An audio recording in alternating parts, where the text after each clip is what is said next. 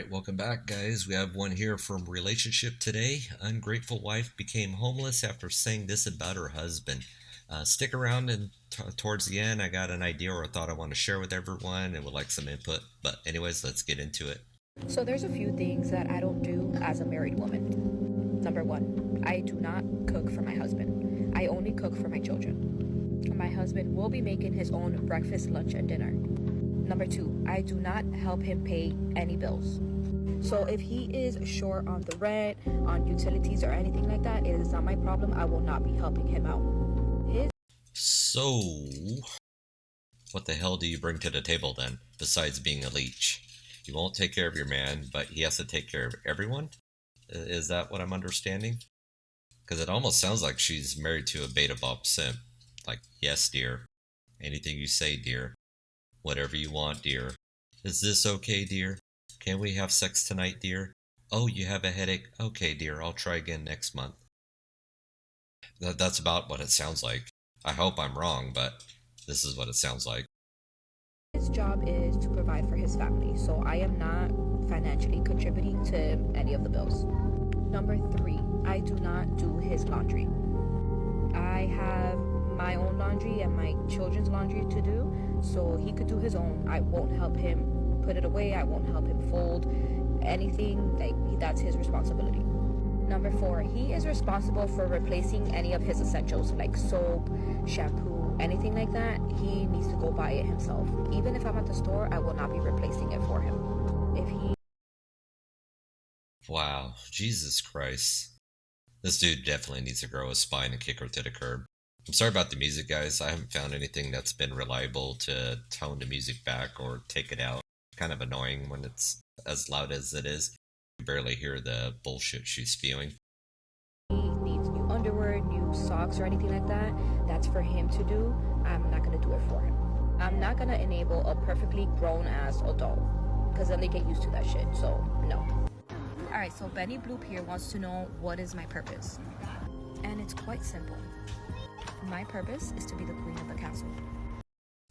Queen of the castle, you're the queen of being a mooch. I just sit back on my throne and I supervise the peasants. I mean, my husband. Seriously? You're calling your husband a peasant? Look at this shit. She has no respect for her husband. She only takes and he just gives. The problem is, if he grows a spine and kicks her to the curb, she's going to take him for half his shit and the kids. No, but all jokes aside, my husband is very lucky to have me. No, he's I can not. promise you that he's very, very lucky. And I'm pretty sure my husband has endless stories to tell his friends, his co-workers about how much of a helpful wife I am. Seriously? And how helpful you are draining his pocketbook? I mean, he's not lucky to have you. No woman's box has that kind of magic spell to make a respectful man put up with this shit. You're not a helpful wife. Really, you're just taking up space and being a bad example for your kids. But also, my purpose is to make sure that my husband never feels outshined by my cooking, by my cleaning, or my laundry skills. It's called selfishness. No, that correction, did you see it? She tries to correct herself with selflessness. No, Felicia, it's selfishness. You really need to be humbled. Unfortunately, I believe you're far too gone to learn the errors of your ways and becoming a more giving person. I need to make sure that he knows that he could do everything that I could do, or even better. But no, let's be for real. My purpose is to keep the couch warm and to keep the remote close. Oh my god. So her purpose is to sit on her ass all day and do nothing. I wonder if she's like the woman from the video from the other day I did. The one that was pocketing the money from her husband's hard work. Just in case if he was ever to leave her. I wonder if she's something like that. But something tells me yes. It's a vital role in our marriage, and that's what works for us. But what that video proved to me was that men clearly do not pay attention. Yes, they watched the video, but they didn't read no captions or hashtags, and they fell right into the trap. So that was a proven fact that men don't pay attention. You can't multitask and watch a video and read at the same time. All these men are so mad for no reason. I've been crying all morning long. My husband told me that I needed to pack my stuff and get the fuck out the house. Serves you right. Serves you right. Our man grew a backbone and finally kicked this POS to the curb. She has no business being in a relationship. So I have my bag and I'm about to start packing. I literally have nowhere to go. So I don't know what I'm gonna do. Yeah, don't let the door Everybody in hit the you on comments your was ass on the right. way out. He does deserve somebody better. Yeah, he And does. I hope and pray that he finds someone better. I didn't know that me making that video was gonna, upset him so much. And it made him realize what kind of piece of shit woman I really am. Your I just, words. I Probably don't his know what to words. do. And this should be a wake up call for women that are like me. Please make sure you bow down to your man. Please make sure you cook for him. Make sure that you do his laundry or anything like that, because he could kick you out any time of the day. Look, if you're going to be a stay at home wife, taking care of the kids, taking care of the household, and he's the one out there busting his ass, making the money, providing, making sure there's roof over your head, food on the table, and the bills are paid, you can cook for him and wash his clothes and go to the store and buy his toiletries, underwear, or whatever else it is that she said she wouldn't do, which is pretty much everything. I mean, the guy was basically living there as a roommate. So, yeah, she got what she deserved. So please make sure that you cater to your man, okay? So I have woken up feeling so rough this morning. I have a swollen tongue. My throat is absolutely killing me. I've got ridges in my tongue where my teeth have been digging in the whole night. I can barely swallow my own saliva. But anyway, I had been on 2 dates with this guy and he was really lovely. And there was nothing wrong with him. There just wasn't that spark there, which is fair because you have to I don't know, date around to find your person, I suppose. But I've actually really realised I'm actually happy being on my own. You know what the issue was? There wasn't a spark there because you weren't attracted to him. I mean, you can't negotiate attraction. He didn't give you the tingles, didn't give you the butterflies. He probably wasn't Chad Thunderstick or the bad boy playing on your feelings. I mean, that's really what it comes down to. Really content and happy to not give my time and energy to other people.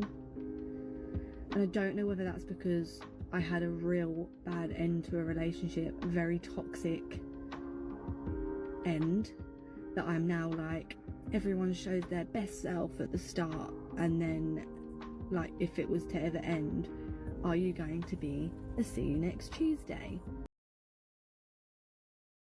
Was the guy really toxic?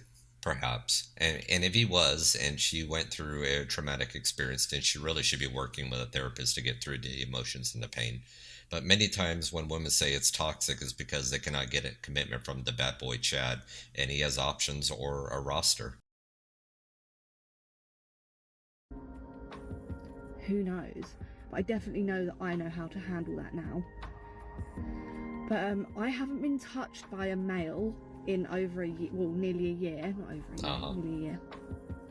And it's the weirdest thing. I nearly got run over by a bike. The date pulled me in by my waist to make sure that I didn't get hurt. The panic. Aww. The panic was unbelievable. I was like, oh my god, he's touching me, he's touching me. But he did it as in to help me. But the panic, I was like, oh my god, yeah. And obviously I shouldn't feel like that. I should feel yeah, touch me if I really liked him. But you didn't. Very strange. Hurt. You see the BS that's going on in relationships in the West and in the US. I mean, it's kind of hard to see it if you're in the thick of it. But once you step out of it and travel somewhere else, for me it was Europe or Eastern Europe, Poland and Ukraine, my eyes were really open. I've been to multiple countries in Europe, but there in the eastern part, the women were just really approachable, easy to talk to, and way more beautiful and down to earth than what is in the cesspool of what we call the US dating pool. But once you do that, that should motivate you to get that side hustle going, get your online business, work on yourself, your finances, your body, your mind, Once you get those things right and you move to one of these countries where you can stretch that US dollar and enrich your life and blend in with the locals, then you're not going to have any issues to find a good woman who's going to treat you right. You're going to be ahead of the game. And if you do that, you'll land yourself a good woman in her 20s, even when you're in your 40s. I have no doubt about it. Now, anybody stuck around for the bonus? Um, I'm I'm a part-time expat person. I know I've been preaching expat and I'm working on becoming that, but I am a part-time expat. I live between here in the US and Europe, about a 60-40 split. I am married to a beautiful Ukrainian woman who is still living in Europe. Long story as to why we're doing it that way for the moment. Of course, there is a big story there, and that's why it's currently like this. And no, she is not dying to be in America. She just wants to be wherever I'm at. She has been here, and besides some of the beautiful scenery, it just wasn't impressive to her. And I get it. But, anyways, so here's my thought. And yes, my wife is on board with this idea. I was working on this idea with her and I doing a video together on my next hop over to Pawn, which is like, what, a few weeks. It's already around the corner. Damn. But I could talk a little more about my story that I've gone on with my journey to get to where I'm at. But I was also going to have her answer some questions, like the basic questions from this genre that we're covering, particularly with dating in the East, her experience that she's seen dealing with obviously other Ukrainian women and just with other women in Europe in general, giving her perspective from that. But I was thinking if you have any questions that would be for me, for her, or for both of us, add them to the comments down below and I'll compile a list of all the questions that are there. Nothing raunchy, obviously, because I'm not going to ask those questions. You get the idea. But put them together and then I can use that for a video that I've been kind of planning and working on. It's something we've already talked about doing anyways, but I wanted to kind of do this and get a test feel for it. We'll see what we do with that. But anyways, guys, thank you everyone for watching, subscribing, and commenting. If you haven't yet, hit that like button, share, subscribe. Let me know in the comments what you think, and I'll see you guys on the next one. Peace.